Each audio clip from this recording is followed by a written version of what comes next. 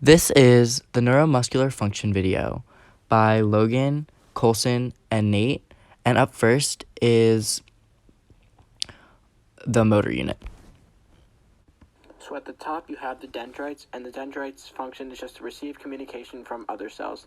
And an example of this is when the brain wants a muscle to contract, the dendrites will actually receive this information and communicate it to the cell. Next you have your cell body, which is also known as the soma. And the soma is just contained within the spinal cord or in clusters, and it is known as the life support center because it helps maintain the neuron structure, provides energy to help carry out activities, and it provides protection for the nucleus. And thirdly, obviously, we have the nucleus. And the nucleus is just a control center of the neuron, and it contains its genetic material, and it can help control functions carried out by this neuron. Okay, so next is the axon. And so this is basically the pathway for instructions to be passed from the motor unit to the muscle. And it acts as an electrical wire for the motor unit and is covered in a protein called myelin, which ensures that no outside source interferes with the pathway of the message. The motor unit typically has one axon, and that can be any length. For example, the longest axon in our body extends from the spinal cord to the toe.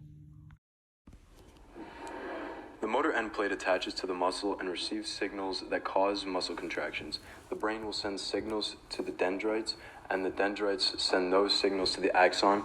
Finally, the axon tells the motor end plate to contract the muscle. Moving on to the synapse. The synapse is the gap between the nerve and the muscle. This gap allows for neurotransmitters from the axon to transfer to the dendrite of another neuron on the muscle. So next we have acetylcholine and cholinesterase. So acetylcholine is a neurotransmitter that stimulates muscle contraction.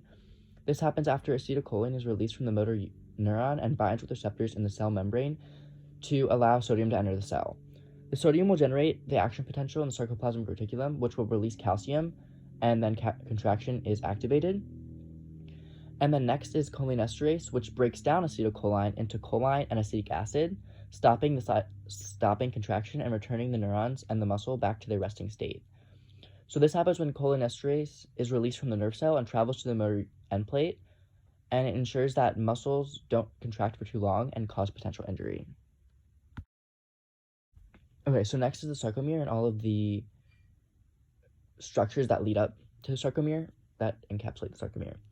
So first is the muscle, and so muscles are bands or bundles of fibrous tissue that have the ability to contract, causing joint and internal movement. They stabilize body position and produce heat. So some examples of muscles are the deltoids and the biceps brachii. So then next we have the fascicle, and a fascicle is a bundle of muscle fibers which is surrounded by a paramecium for protection. This bundle contains a group of muscle fibers, and there are multiple fascicles within the muscle. All skeletal muscles, like the gastrocnemius, contain fascicles. Next is muscle fiber, and a muscle fiber is a long cylindrical skeletal muscle cell. It's surrounded by endomysium, and every skeletal muscle, such as the triceps brachii, contain a large number of muscle fibers. So as you can see in this part of the drawing, you have your myofibrils, and the function of the myofibril is just to hold the sarcomere for muscle contraction. Then you also have your myofilaments, which is just used to regulate contraction, and they also connect the myosin and the myosin filaments, which allows for myosin to connect to actin, resulting in contraction. And then also, as you see here, you have your sarcomere, and your sarcomere is just the basic functional unit of myofibrils, and it essentially performs muscle contraction.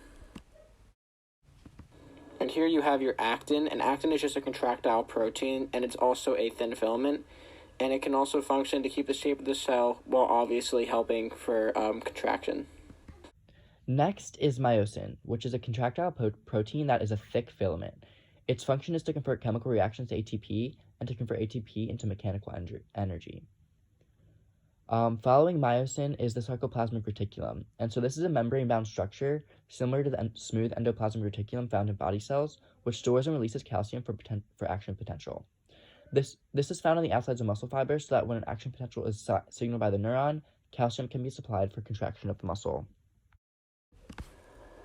Moving on to the H-zone. The H-zone is the region in the center of the sarcomere in which myosin is the only contractile protein present. This area is responsible for anchoring myosin into place for use during contraction. Now moving on, the A-band. This is the section of the sarcomere that contains both actin and myosin and runs the same length of the myosin in this section. During contraction, the A band stays the same length while the A band itself does not move.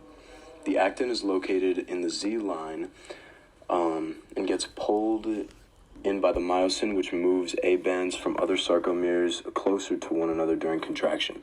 Next is the Z line. This line separates sarcomeres from one another. It provides an anchor for actin at the end of the sarcomeres and decreases in length during contraction. Next is tropomyosin. This protein runs the length of actin covering it. This blocks the myosin cross bridges, which doesn't allow for contraction to occur. Troponin is needed when contraction occurs to expose those cross bridges, but tropomyosin is important because it regulates actin mechanics, assuring an action potential does not expand over a long period of time, which damage can occur. Finally, I'm going to go over troponin. It attaches to tropomyosin to expose the myosin cross bridges when action potential is signaled. This allows for myosin to attach to actin, allowing for contraction to occur. So this diagram here just resembles a sliding filament theory, and this works as there's a nerve impulse and then acetylcholine is released into the sarcomere, and the acetylcholine will cause calcium ions to be released from the sarcoplasmic reticulum. Then from here, the calcium ions will bind with troponin, which will move the tropomyosin from the active site of the actin. And then now the myosin filaments will form a cross bridge by connecting with the actin. And then with this cross bridge, ATP is broken down into energy, which will allow the myosin to pull actin filaments inward, and this will result in muscle contraction. And this cross bridge is broken when the ATP molecule binds to a myosin head, which will cause the myosin head to detach from the actin. And the ATP is then broken down into energy again, causing the myosin head to continually pull on actin, and this is going to result in continuous muscle contraction. And then once the nerve impulse is over, the calcium ions will then be pumped back into the sarcoplasmic reticulum, and the muscle will relax again.